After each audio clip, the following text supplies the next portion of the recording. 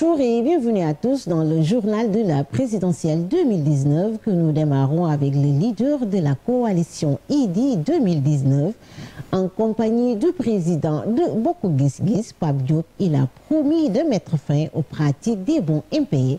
Ces propos sont recueillis par notre envoyé spécial dans le bassin arachidier Arona Fall. Royaume Sénégal mooy commercialisation bi ñu garantir ko ba nga xam ni képp ku bayati la nga bay du des ci say loxo te boo ko jaayee ñu jox la sa alal nga dem kenn du la jox ay bons impayés.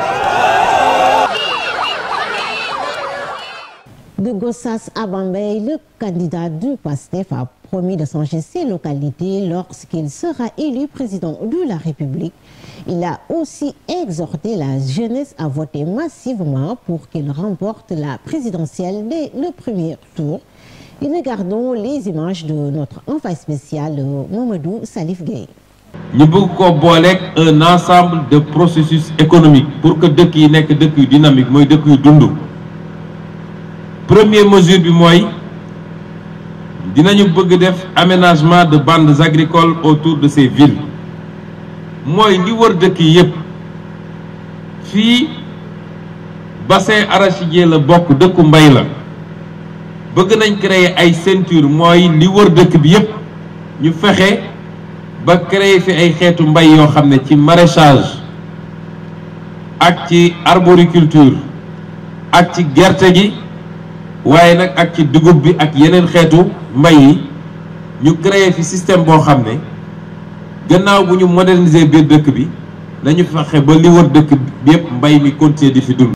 Le candidat de la coalition Madické 2019 a condamné les violences survenues à Saint-Louis.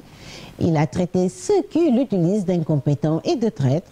Ces propos sont recueillis par notre envoyé spécial Marème Sall. barke démb ci sama dëkk ay militants wu Sonko dañ leen attaqué gaañ leen loolu rafetul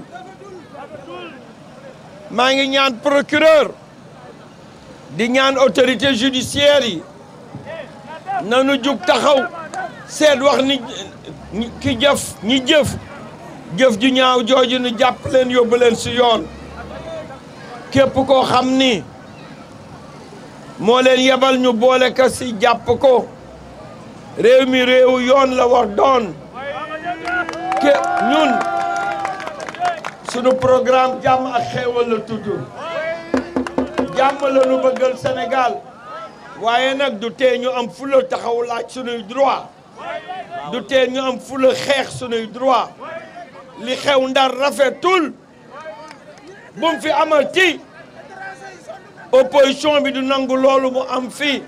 Un accueil triomphal a été réservé au candidat Macky Sall par les Podorois, fief de Aïssata Tall Sall.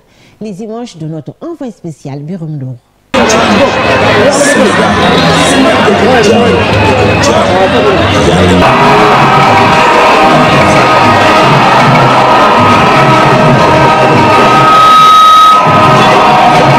Issa Sall était à Tataguine, originaire de la région. Une foule nombreuse est venue accueillir le fils du terroir.